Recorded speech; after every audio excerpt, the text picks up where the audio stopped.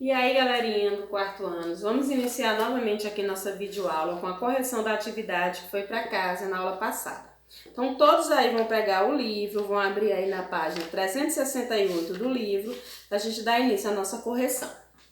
Nessa página 368, nós vamos encontrar esse exercício aí que diz no primeiro: a escola na qual você estuda fica no mesmo bairro em que você mora?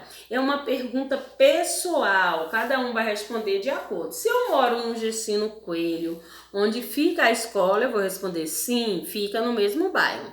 Se eu moro em outro bairro, né, o Gessino Coelho é o lugar que eu estudo, mas eu moro em outro bairro, então vou responder não, não fica no mesmo bairro. O 2. O bairro em que você mora é rural ou urbano, né?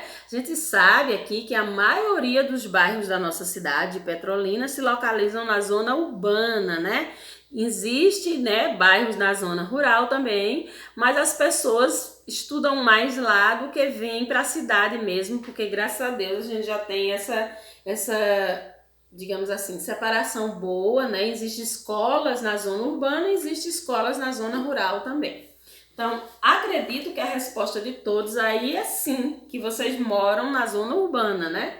Ninguém aqui mora nos projetos, que eu saiba, para estudar lá no Gessino Coelho. Então, se vocês moram no mesmo bairro ou na mesma zona, na zona urbana, porque o Gessino Coelho, o bairro da escola, está na zona urbana. Se você mora na zona urbana, você vai colocar aí, moro na zona urbana. Na outra página, diz assim, no terceiro: observe as imagens a seguir. Tem duas imagens aí para vocês. Tem a cidade de São Paulo e tem uma fazenda em Pirinópolis, em Goiás, né? Então, na primeira imagem aqui é a cidade de São Paulo e aqui é uma cidade de uma fazenda em Pirinópolis. A paisagem retratada na fotografia 1 é predominantemente urbana. Quais elementos culturais existem nessa paisagem para garantir a vocês que aqui é uma paisagem urbana? Então, podemos escrever aí, ó. Nessa paisagem existem avenidas, pontes, veículos, prédios, postes, né, antenas e etc. Existem muitos elementos aí que compõem essa paisagem e que nos deixa ter total certeza que se trata de uma paisagem urbana, né, na questão da cidade. A paisagem retratada na fotografia 2 é predominantemente rural. Quais elementos naturais existem nelas? Então, criação de animais, árvores, casas térreas, né? A cidade, você pode perceber aí que tem muitos prédios. Então, podemos colocar aí criação de animais, árvores e casas térreas. E aí no quarto, nos limites do município em que você vive, há elementos naturais ou apenas elementos construídos pelo ser humano? Ó, nos limites do município que a gente vive, há elementos naturais. O que é limites? Aquele ponto até onde eu posso ir, né? E que na verdade vai delimitar a região de um município e o município da região do outro. Então, aqui existe elementos naturais. Que elementos naturais seriam esses? O Rio São Francisco. Ele é um elemento natural, né? Que divide o município que você mora, que é Petrolina, do outro município que é Juazeiro. Então, coloquem assim: sim, existem limites naturais, o Rio São Francisco. Terminando aí nossa correção, coloquem a data e aí vocês vão pegar o livro de ciências e vão abrir na página 443. E o conteúdo é esse: substâncias e misturas. A gente vai descobrir aí a composição hoje, né, de algumas substâncias consumidas por nós e como existe aí a questão da separação entre elas. Então, primeiro aí a prova colocou leite e iogurte, duas substâncias muito conhecidas por vocês, né? Que a gente tem o hábito de consumir diariamente. Então, vamos aí descobrir do que se trata. O leite é a mistura de água, sais minerais, proteínas, vitaminas e sais. Então, aí o leite, os componentes que compõem ele são esses aí que a Pro leu, né? Água, proteína, vitaminas e sais minerais. O iogurte é a mistura de tudo que tem no leite, mais uma fruta podendo conter açúcares. Então, tudo que tinha no leite, que era água, sais minerais, proteínas e vitaminas, também existe no iogurte, só que aí vai ter o acréscimo de um açúcar, né, e de uma fruta. Lembrando que aqui a gente tem exemplo de um produto natural, que é o leite, e um produto industrializado, que é o iogurte. Então, a base do iogurte é o leite, é a matéria-prima, né? A gente pode dizer assim, a matéria-prima utilizada na fabricação do iogurte é o leite. Por isso que ele diz que o iogurte possui as mesmas propriedades, né, as mesmas componentes do leite, mas daí, como ele foi um produto modificado, né, para dar origem a outro, foi acrescentado ao iogurte uma fruta e açúcares. Então, vamos descobrir quais diferenças entre essas substâncias. Eu apresentei duas, apresentei o leite e apresentei o iogurte. Então, aqui tem assim, classificando as misturas. Lá a gente já descobriu, né, quais os componentes, quais as misturas que compõem os dois. E aí agora a gente tem duas formas de misturas. As misturas heterogêneas e as misturas homogêneas. Vamos descobrir qual a diferença aí, ó. Existem misturas nas quais conseguimos identificar os componentes. Numa mistura de água e óleo, podemos identificar facilmente os componentes dela. Então, tô ali, né?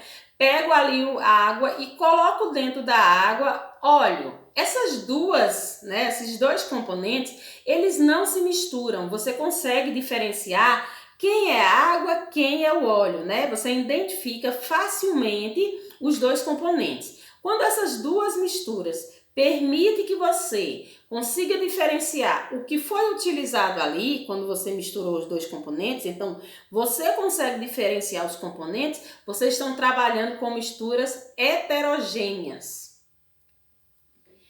Quando existem misturas em que os componentes não podem ser identificados a olho nu, como a mistura da água e do sal, aí a gente está falando sobre a questão de homogêneas. Então, se eu tenho um copo com água e jogo sal lá dentro, o que acontece com o sal? Ele se dissolve na água. Você só vai perceber que naquela mistura existe sal se você utilizar o quê? O paladar, né? Se você beber a água, você vai descobrir que ali tem sal na água. Mas a olho nu, olhando para o copo, você não consegue diferenciar o sal e a água, porque são dois componentes que se misturaram de uma forma que não é possível identificá-lo assim com facilidade. Aquelas misturas que você não consegue destacar com facilidade os componentes são chamados de homogênea. E as heterogêneas são as que você consegue apontar quais foram as substâncias utilizadas ali.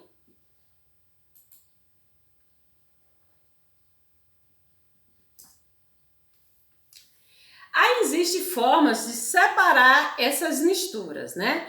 Existem diversas situações a qual é submetida a mistura, onde você consegue, através desse processo, separá-las. Então vamos aí, ó. O sal de cozinha, ele é obtido pela evaporação da água do mar nas salinas, né? Então tá lá intimamente misturado, né? A água do mar e o sal é uma mistura homogênea. Por quê? Como que eu vou saber que existe sal naquela água do mar? Se eu, porventura, beber, não é isso? Coisa que não é aconselhável, não é ingerir a água do mar, porque a quantidade de sal ali é muito concentrada.